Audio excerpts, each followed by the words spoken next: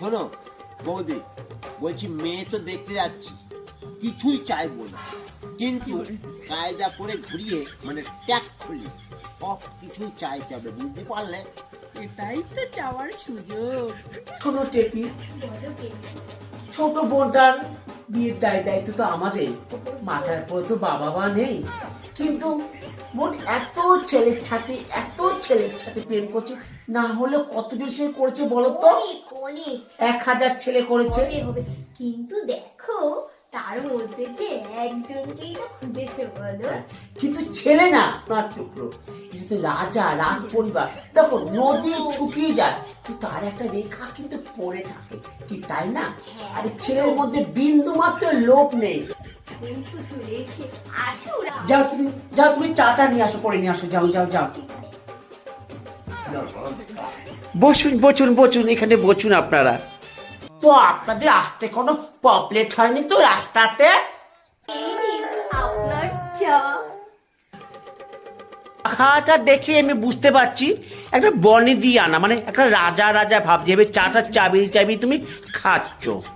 আর সাথে একটা চায়ের পাতাও তুলেছি, পয়সার জিনিস একদম নষ্ট করাটা ঠিক হবে না, চায়ের চাটনিটা বোধহয় খারাপ হয়ে যায়।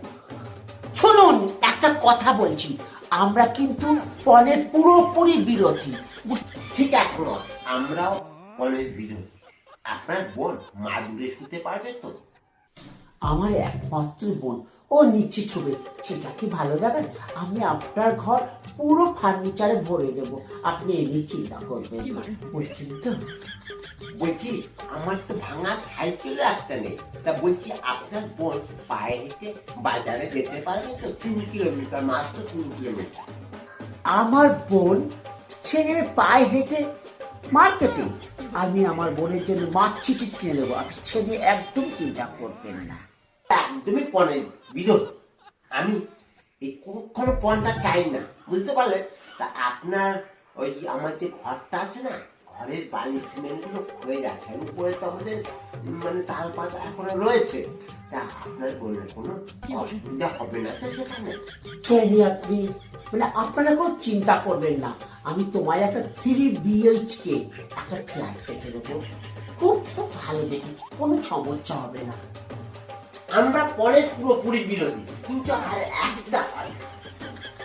আর একটা কথা বললে মার খেয়ে মরে যাবি, দাঁড়া। বৌদি চলো পালাই। বৌদি চশমাটা ফেলে গেলাম, সানগ্লাসটা।